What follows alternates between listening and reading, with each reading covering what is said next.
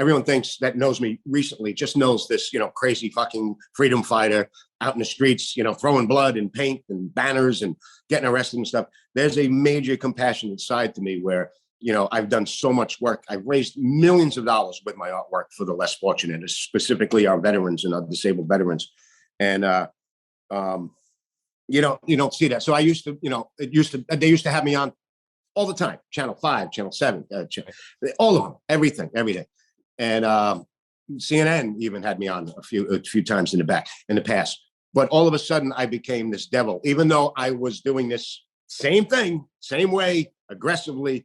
I am the devil now. I am the white supremacist, racist, everything under the sun. And they don't even touch me with a 10-foot pole. Even if I just raised $1 million and I saved a busload of babies going off a cliff, they want nothing to do with me. They fear me because I have a following, I have an audience. And who is my audience? It's the people that they hate. It's everything that they hate. So the good thing about social media is that I got to trickle onto that. But still, unfortunately, social media, I had close to 500,000 followers on my first TikTok. They don't like what I got because I'm speaking the truth.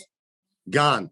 I'm on my 4th TikTok now, back up to 80,000 fans, followers, which is nice. Instagram, I mean, I should have a lot more, but people tell me all the time, Scott, you posted something, I went to share it, I went to like it, they wouldn't let me. So I'm shadow banned. So it's like you said, it's a double-edged sword. It is great. And again, if I lost everything, I go out in that fucking street, whether it's in front of Facebook headquarters, the DA's office, the mayor's office, the White House, I will bring my art right to your fucking face. And I've always done that.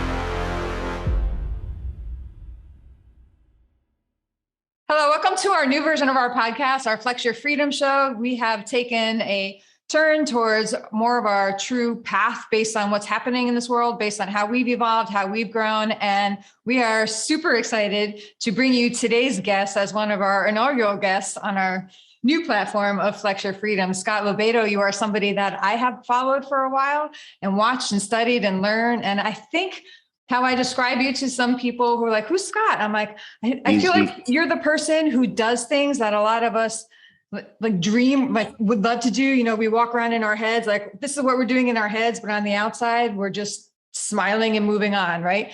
Like you're the guy who has no filter, who will just do the things that half the world is jealous and sort of wishes that they could do without the repercussions, right? We'd all do what you were doing if it was easy, Scott. Oh, there's repercussions. Yeah, I know. So you've been out there for years. A lot of people are just getting to know you over the past few years like I have. But when I dug back in you, I'm like, oh, I remember hearing about you. You're the guy that traveled to all the states and painted a flag in all the states. And all the news outlets had you as like the person of the week. You were celebrated. You were a champion for our country, Scott. Are you considered a champion anymore? Yeah. My fan base has grown dramatically. And what I was trying to do 30 years ago, it's nice to see a lot of these creative people pop up now and painting the flag and, using their creativity to fight the tyranny and stuff. But I'm going to pop my bubble a little bit. I started doing this 30 years ago, when I saw that patriotism back in the 90s took a nosedive. And I went into the wonderful world of art in Manhattan to find my niche. And I just saw the hatred towards our flag and everything American. And as an artist, it really took me back. And I couldn't fathom the fact that we artists have more freedoms than anybody. We get to test those boundaries of the First Amendment more than anybody. And the arts. And it just boggles my mind that the art community should be the most patriotic and the most grateful because of that First Amendment, because of that flag, because of the men and women who died, so we can paint whatever the fuck we want. And I saw them biting the hand that, feeds them. And at that point, I just said, I don't want any part of this. I don't care how rich and famous this art world can make me. I just can't do it. I come from Staten Island. People ask, you guys are from New York, Staten Island, but the rest of you out there, people say, well, what's Staten Island? Well, I don't understand. What is so magical about it? Staten Island is one of the 5 boroughs of the most liberal city, the greatest city in the universe. But yet Staten Island is also that little town in Wyoming, West Virginia. It's working people. It's civil servants. It's veterans. It's our cops, our firemen. Like we own. That's where it's all from. So I've always had that in my soul as a young child, and growing up. Grandpa was in World War II, and Nana had the flag out in the yard every day when we were playing. So I said, no, I'm not going this way. I'm going to bring this flag back to life. I'm going to bring patriotism back to life, and it's going to be tough. And it was fucking tough. But at the same time, I noticed political correctness pop its ugly head up. This was back in the 90s. And I said, now I got to use, my voice. I'm not a good speaker. I'm unfiltered. I don't pronounce my R's properly. I'm not that hoity-toity Upper West Side fucking artist. When people see me in another country, another state, they're like, oh, you're an artist from New York City. Oh, okay. I'm like, no. Give me a minute. And then, so that's where I've been fighting this politically correct, cancel culture, from the 90s. And everyone laughed at me. I was the tinfoil hat guy on the front page of the newspaper in handcuffs because this school didn't want to do the Pledge of Allegiance right after 9/11, and then it just flowed from there. And everybody left and nobody wanted to touch me. And I see artists now that I know 10 years ago, they were desecrating that flag, but it's become a trend to be patriotic. It's a hot commodity. And again, back to popping my bubble, I was there from the beginning. So I embraced these people, but a lot of them are just jumping on a wagon because it's trendy, ever since Trump became elected, the flags. And that's what this documentary is about we'll get to that later on. Yeah. Do you think that some of these people too, who are just now swinging over and embracing patriotism and all that, do you think that some of them are doing so genuinely because they're like, oh shit, they realize what's happened and it's kind of a better late to get involved than never kind of thing? Or do you think that there's just as many or more of them are just doing, because that's interesting that you say that, because I've kind of thought that about a few people that I've seen in different areas going the patriotic route. But I found in our areas that most of the people, even if they're late coming, are more like, oh shit, I can't believe I was this way. I better make up for lost time. Let's get on board now. But there are a few, I think, that I've sort of picked out. Picked out. It's bittersweet, this situation. Yeah. Like I said, there's those who are just jumping on this trend. Yeah. As the true artist that I feel that I am, I consider myself a great artist, not because of the execution of my work. I'm not Michelangelo. There's 10,000 artists 10 times better than me with their execution. It's that I follow nobody. I don't follow any isms. I don't follow any guidelines. And that's what should make me, I should be world famous, but I'm not, because the art world does not like that. I did not succumb to their isms and their elitist leftist agenda. Yeah. So they hate me more, which actually brought me more attention from, the masses of Americans who the art world pretty much took their tax dollars and punched them in the face with it. So it's nice for them to embrace somebody who's an artist, but has artwork that they can hang up. So the bittersweetness is that, yeah, there's a lot of wagon jumpers, and okay, that's fine. But like you said, the good thing is that I do know a lot of creative people who are actually has just switched their whole fucking platform, their whole mentality. I had a friend of mine who was a photographer, this Asian guy, like just a genius photographer. For 30 years, I know him, and he was always liberal. And we're friends, and we'd always have little disagreements.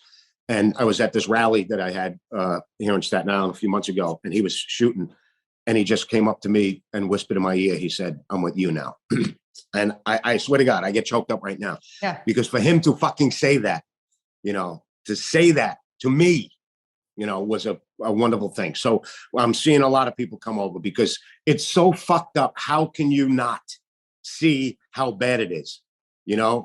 I just, That's what just drives me crazy. And a lot of these people are, intellectuals. They're well-read, they're well-educated, and they are now, they have, I've always been the knuckle-dragging primitive ogre, oh, look at that, America, look, and I'm like, no, man, listen. And now if you look at it, it's these excessive, progressive, violent, liberal folks who are the fucking knuckle draggers now.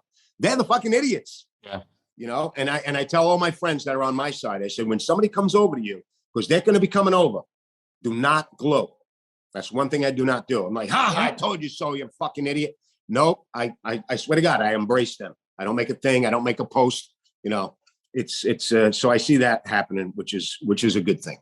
I think the patriotism thing, like you said before, being a hot commodity, some people like yourself have always bled red, white, and blue, right? Other people, it takes a while for them to get pushed enough where they want to get vocal and they want to speak out. And I think when Trump got elected and the instant attacks on that president after he got elected and everything that came with it from the, Russia, and the collusion and the dossier that was all crap, all BS, all lies, people are like, right there, that pushed enough people over the edge that they wanted to fly, red, white, and blue and do their patriotic apparel and their paintings and start speaking up and taking a stand. And I think that's what you're seeing a lot of now with everything that's going on at another level.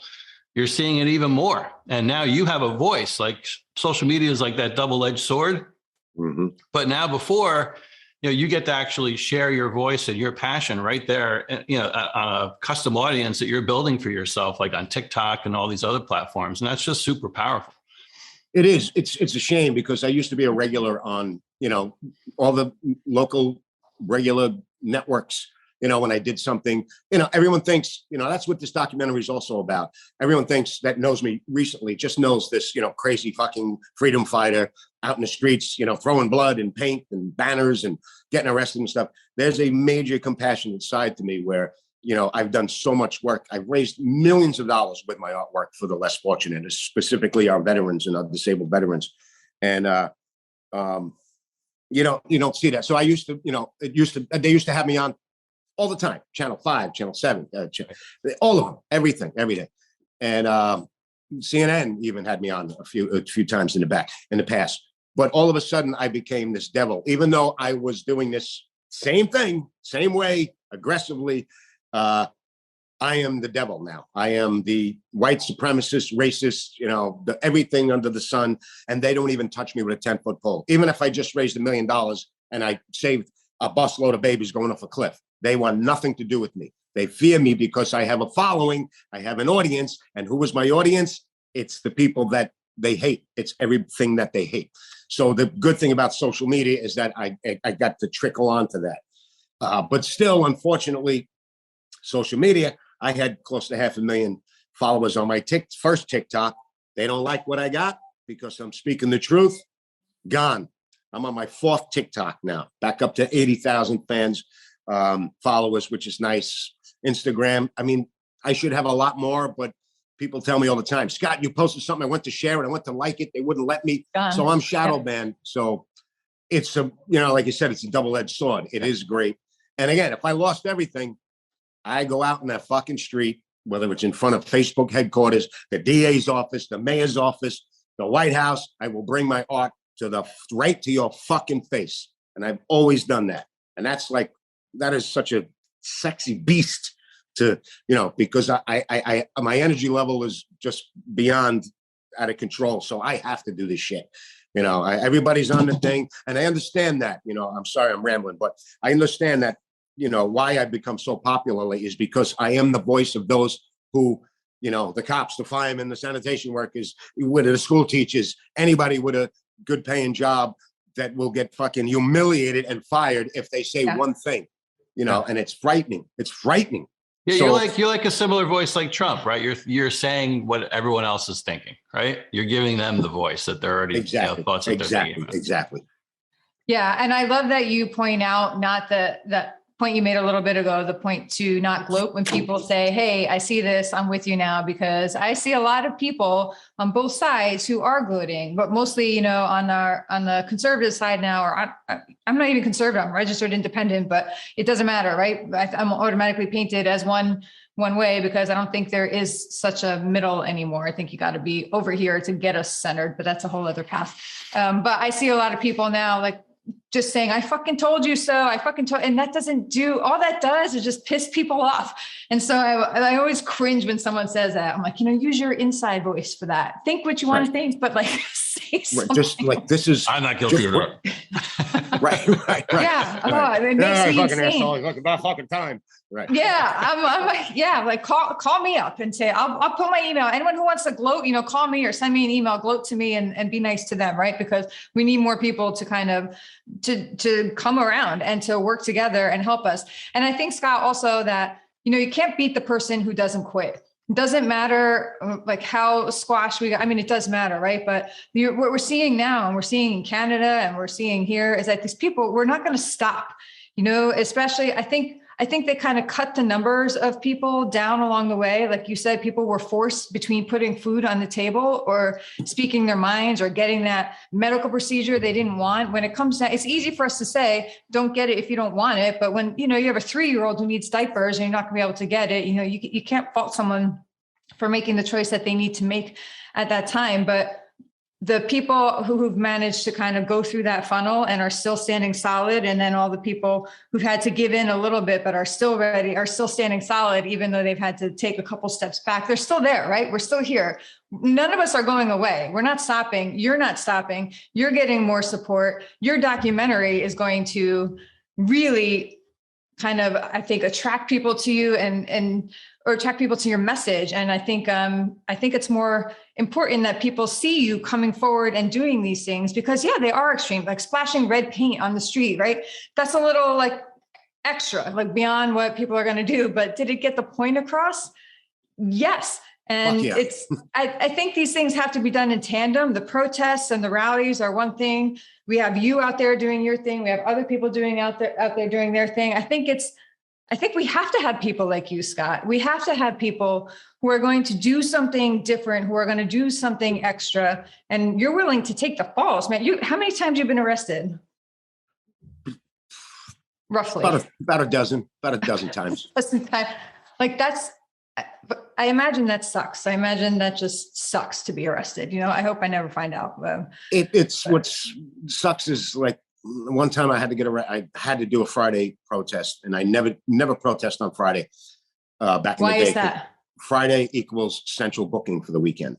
Okay. And okay. Gotcha. You are with hardened criminals for 72 hours from room to room. And it's horrendous, but I had to make that point. I said, don't do it, Scott, but it had to be done for that moment. And I knew it was going to be ugly, and it was ugly. You know, a lot of times it's just in and out, sometimes probation, sometimes fines. But again, it's like, my poor parents, I drove them fucking crazy. You know, they didn't get it until later on in life. They kind of saw, why I was doing this, like everybody else. Like, they'd be like, oh, look, Scott on the 6 o'clock news in handcuffs, that crazy fucking guy. He's crazy, that artist. I'm trying to tell you something, people. I'm trying to tell you. And that's another good, rewarding thing. And that people like, I fucking get it now. I fucking get it why you stopped the match at the US Open to sing the national anthem when you weren't invited to sing the national anthem, because they refused to do it because they didn't want to offend the foreign players. And it also happened to be 1 week before 9/11, which was a real fucking thing, crazy thing. So yeah, and back to the point is, the labeling and everything. Yeah, it is what it is. Do I want to be called a conservative artist? No, I'm a fucking artist. All the 99.9% liberal artists that are liberal, obviously, we all know that, which is fine. I get along with some of them. They don't call them, oh, this is Joe Smith, the liberal artist. No, this is Scott, the conservative right wing. They throw that in there, but it doesn't affect me. But I want to say this, in a nutshell, what the problem is, why we're at where we're at right now. And I find it very simple, is that we look, I hang out with people, a lot of friends that are very liberal, and we disagree on a lot. We have discourse and stuff, but we get along somehow. And I love that. If I hung out with everybody who thought like me, I would jump off the fucking bridge. I'm an artist. I need the adrenaline. I need the excitement. So there's a part of me that does enjoy what's happening right now because I think it's necessary, sadly, because in my opinion, I think the problem lies a few years back that, again, my point I'm trying to make is that America is supposed to be balanced, and every so many generations, like the 60s was a little extra left. And then we went to the 80s with a little extra right. There's always a scale that it goes like this. And then we eventually meet in the middle. But what happened was a few years back, the left, the radical left, the biggest mistake that was made was that they went too far radical left. And that's where you got Donald Trump.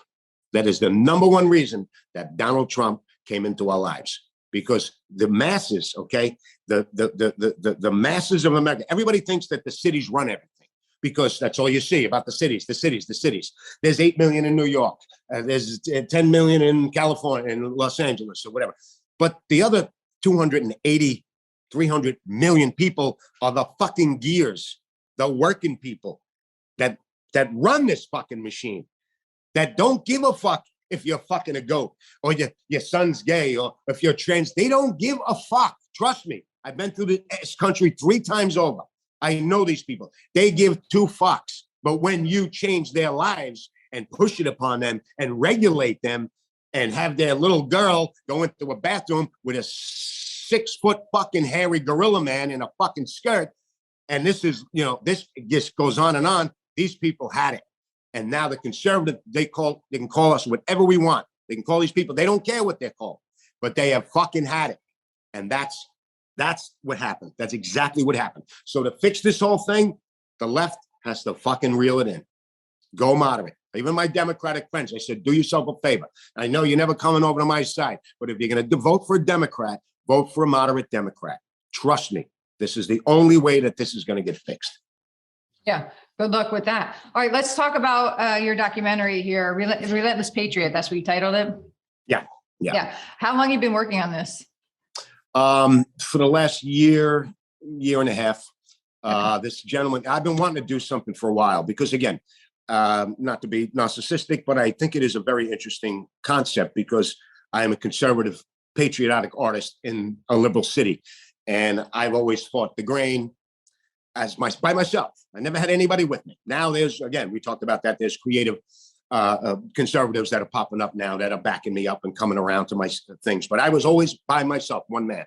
And I've done it all. And 99% of the documentaries you see about artists are about the artists is the left liberal artist. Again, fine, but this is fucking unique. There's only one. It was me for 30 years. And there's a lot of blood and guts and beauty and, emotion. I was an artist since I'm a little kid, so it starts when I'm a child, and how I get into the patriotic bug, where that came from, how that punched me in the face, and how I, What was that? Let me ask, what was that moment? What was that patriotic face punch? That was back in the 90s. Like I said, when I went to go find myself, my niche as an artist. Yeah. And I saw, I just saw the hatred towards America and the flag. And I said, and it punched me in my face, right in my face. Yeah. And artists really, it takes their lifetime to get their calling. And that was my calling. I said, you are going to bring that flag back to life. You're going to paint it on buildings, cars, houses, people, whatever. You're going to just do it and bring that thing back to life through the unusual suspect, art. Yeah. And so, so it's about that. It's about my, my work with the veterans, and it's very powerful stuff, holes in my shoes. And here I am donating paintings and money to help these, the greatest people that gave me my life to be this crazy artist to do that, like Scott, what's with the flag, and it's about the flag, the movie. It's, there's interviews with cops and firemen and military. People that don't like me, I got interviews with. I got some ex-girlfriends in there. It's the real deal. It's not all, I don't want it to be pretty. I want it to be the fucking story. Yeah. And, the punchline is, that flag, and just the beauty of freedom, and am I excessive with my freedom? You're damn straight I am. These men and women that Scott, wow, come to this. I'm like, no, I got to go help this veteran. I'm raising some money for him. Well, why? You can do it tomorrow. I'm like, this guy's in a fucking wheelchair with no legs and one arm, who just got back from Afghanistan, and he's drinking a beer with his buddies, not bitching about anything. And I'm going to hang out with him. I'm going to help him and raise some fucking money for him because I'm nothing without him. Nothing. So it's about teaching people how to respect our veterans, which has finally come around. You know, for the many years, people didn't even give a fuck. They, oh yeah, great. And I taught, you know, my young nephews and friends, like, you see that guy with the big beard and the tattoos and the leather jacket that says Vietnam, and he looks like he wants to kill everybody. Go over there and say, welcome home, and just walk away. Right. Yeah. And that'll make his fucking week.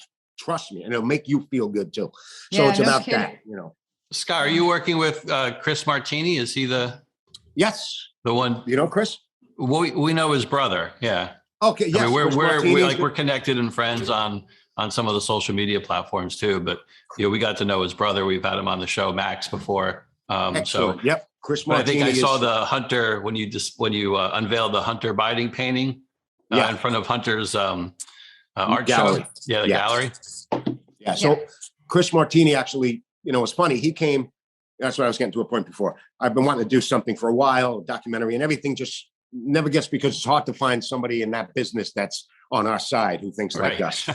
And, you know, do it myself. I couldn't afford it. And eventually, so he came to interview me for something else over a year ago, to be in another documentary that he was creating about politics and patriotism. And he sat with me for 2 hours and interviewed me. And at the end, he said, I'm scratching that. We're doing your documentary. And I was like, fuck yeah. That's awesome. So, yeah. Yeah. That's So really it's, cool. it's all about, you know, again, there's so many, I've done thousands of these protests that nobody knows about, that are just, you know, from 30 years. And it's like really fucking crazy fucking shit. I'm going through some of this shit and I'm like, I cannot believe that I fucking dressed up like a Christmas tree and walked around. I can't believe that I did this. Anyway, so it's a beautiful piece of art, and the message that I'm trying to do, and that's why I wanted it out this year, this summer. It's going to be released because November is it. If we do not get that House and Senate back, we're really fucked. And everyone's like, what about 2024? I'm like, fuck that. That's a million miles away. The House and Senate. So I know this movie, once it hits and gets out there and people see it, it'll definitely inspire them. It'll change some people's minds, and it'll get them off their ass. If not to do what I do, but to get the fuck over there in person and vote for the right fucking way to fix this fucking mess. Yeah. And, you know, I love that you're so passionate about our veterans too. You know, I told you my husband was killed in Iraq, right? And there was a lot of just insanity attached to that. He was murdered by another soldier. It was a court martial. They acquitted the guy who pled guilty. It was like just sheer insanity, right? But in that time, since then, I became even really immersed in the military community, and both in nonprofits and professional capacity, and now just with people I work with, or I know, or I collaborate. We have a lot of veterans that we work with. And I can tell you that even for every veteran or military family member that you're going to meet, that you get to see the gratitude for what you're doing, there's probably 50 or 100 more of us who watch you online and just appreciate what you're doing, because it means a lot to people who've given so much, or people who have lost someone who gave their lives, you know, for it, to see people coming forward and willing to put things on the line. I get really sort of pissed off at people who are like, oh, I'd love to do this, but I can't. I'm not talking about the teacher or the cop who's going to lose their job. I'm talking about like the celebrities or the multi-millionaires who don't want to lose a client, or even a nonprofit who doesn't want to lose a donor. You know, I get a little like, I have to kind of calm myself down before going on a rant to them. Because really, I know nothing about that. Yeah, right. When people say, I want to do this, but they don't want to give up that, I'm afraid I'm going to lose a social media following. I'm like, really? Because, you know, look what everybody's losing to do that. But that's a whole other tangent that I typically don't go on, except for in private. So, and I just want to say that to you right here, out here publicly, to thank you on behalf of families like ours for doing that, and for being willing to take the hits, because without people like you who are willing to take those hits and go out there, like, we are doomed. You know, we're not all going to put on a uniform. We're not all going to serve in the military or serve our communities as law enforcement or whatever capacity we serve. But it is the heart of the blue-blooded American, you know, who's going to go out there and stand up. And we are the final line. Yeah. You know, we are the final line. Behind the thin blue line, there's us, you know, like we're right behind them. And if all those other lines fall, we're all that's left. So we have to be ready. So that was just, I wanted to make sure I get that in, and thank you for that. Scott, what's the gap in where you are now and the funding that you need to get the documentary made? Roughly. We're just about finished up. We just did the last round of interviews a couple of days ago. And now it's all the editing and the licensing, because, there's got to be certain music and, there's tons of footage of me on all these news programs that we need snippets of.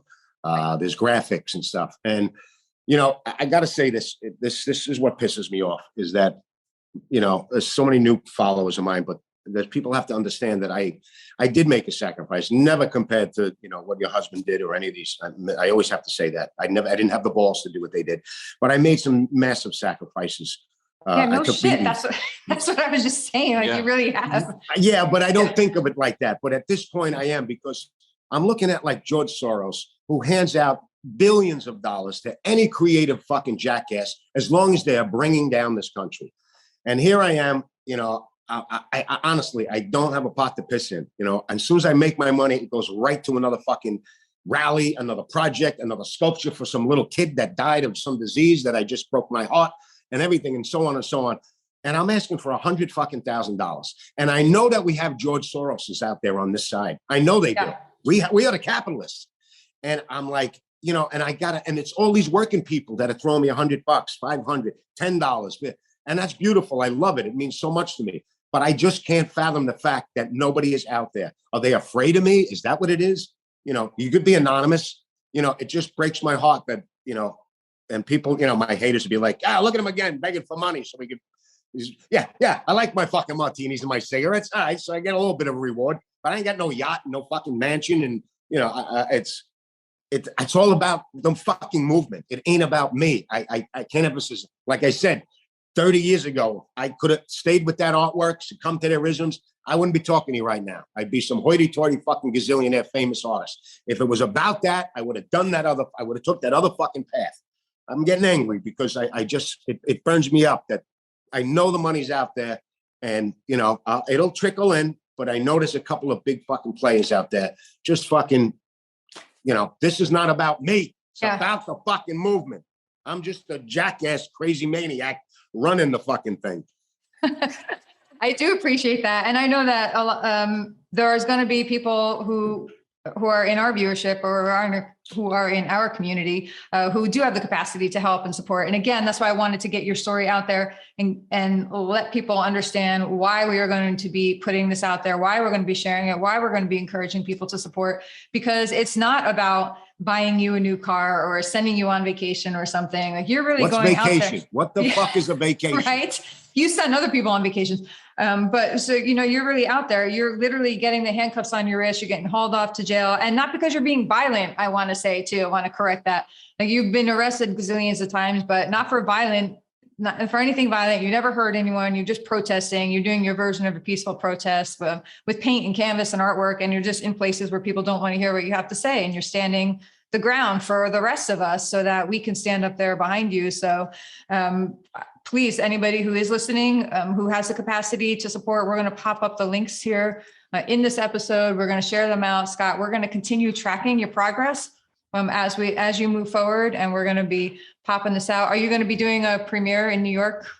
Yes, in Staten Island, my hometown, and then it's going to move around to. I got a big fan base in many of the states, but especially in the East Coast. So Florida, North Carolina, Fayetteville, Fayetteville's my second home. Okay. Military, Fort Bragg. I love it down there. I got a lot of flag murals and stuff. And so it's going to pop up in different places. And then we're going to pitch it to, the streams, Netflix, Amazon and stuff like that. How do you think that's going to go? Are you anticipating pushback on pitching this content to those platforms? I don't think so, because the timing is right, because the audience is there now. 10 years ago, but the audience is there now, and people are going to want to see it. They're going to want to see it. So that's where they have the power. You know what I mean? So, people, you need to, once you go to my link, there'll be a poster and there'll be some blue text that says click here.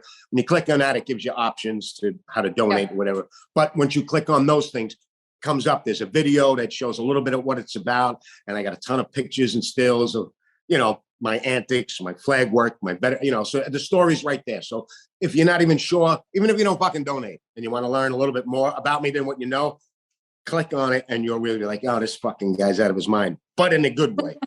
If nothing else, you'll be entertained, but you're going through a lot of effort just to entertain people, right? That's not where, if you just wanted to entertain people, there are a lot easier ways that you could be doing that. So yeah, I am kind of an entertainer because I'm very animated. So that's where the beauty is. I don't know how much time I got. The beauty is I have a tremendous young fan base. It's like, so I go sometimes I go into a bar and there'll be 20 somethings, 19, 20 somethings, and they treat me like I'm fucking Justin Bieber. Oh my God, it's him. And it's nice. I like the accolades, but the beauty is that I'm catching the younger fucking kids. And if it's because of my cursing and my animation, but they get the message. Yeah. They're getting the fucking message. And that moves me. Scott, I got a question for you. If you could give us a little insight in terms of, this whole process of building out this documentary and all the clips and the memories that you've put together in the process to make it complete.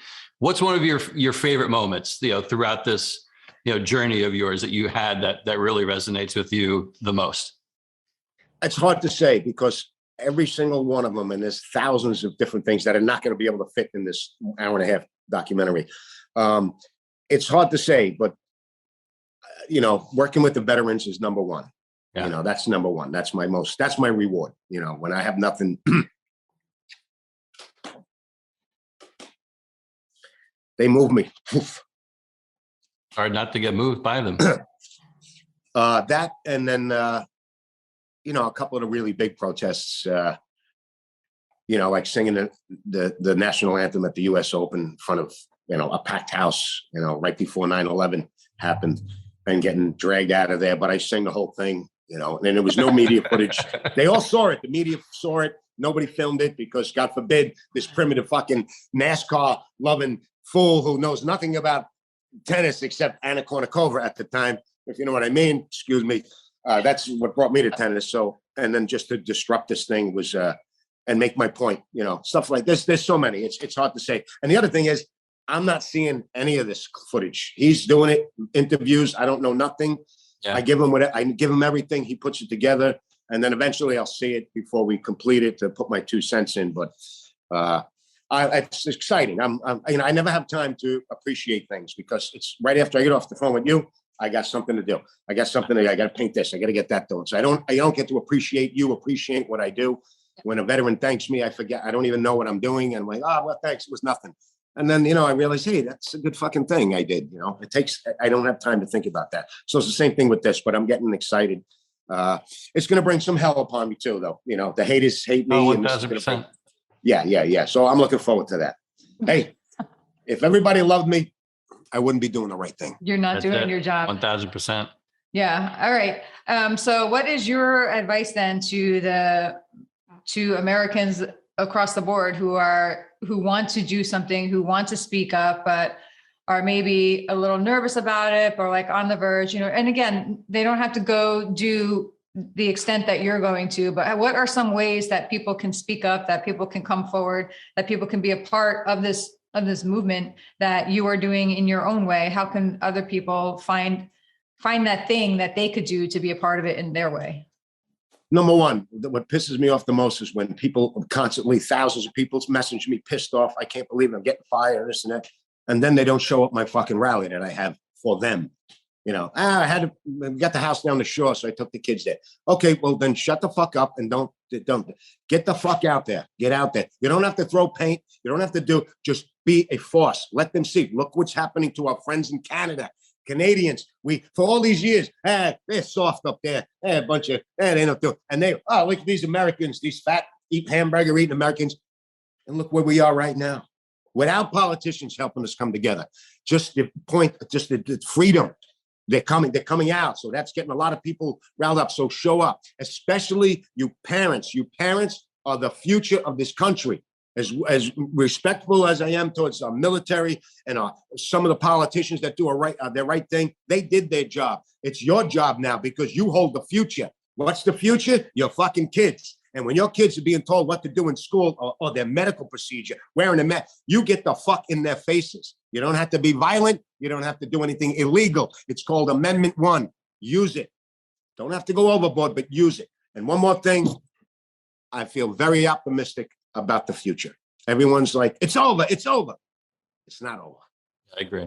Just look around. Watch. Get off the fucking CNN and get off the mainstream media and get on social media. You know where to find people, the right people to follow.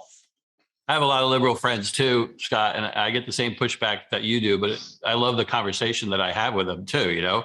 But I'll say something like voices like you, like ours, like all the other people out there that are speaking up, who have that influence online, who are patriotic, who are freedom loving, who really been speaking up over the past, couple of years. I feel like that's the reason why the pendulum is swinging. It's the compound effect of all those voices standing up and speaking out together. And I get laughed at when I say that, but if there wasn't like this movement happening, we wouldn't be seeing what's happening. We wouldn't see the pendulum shift. It would actually be continue to be shifting the other way.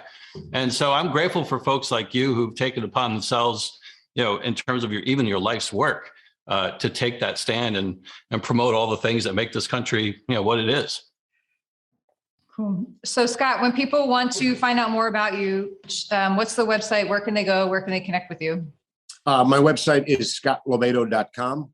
Just my name, SCOTTLOBAIDO.com. And you can see all my work on there. And again, check out the documentary stuff. It's interesting. And if you don't donate, and then I'm on Instagram, TikTok. I try to do Twitter, but I can't do everything. It's all over the place. I'm all over the place. I'm all over the place. Just Google my name. You'll be there for months looking, holy shit, this is what he did. Oh, that's nice. That's sweet. It's I'm a fucking pyrotechnic. Well, we're going to do what we can to support and promote you. Well, it means a lot to me. I really, really 1,000%. Yeah, we appreciate you. Thanks so much. And I'll see you at the premiere.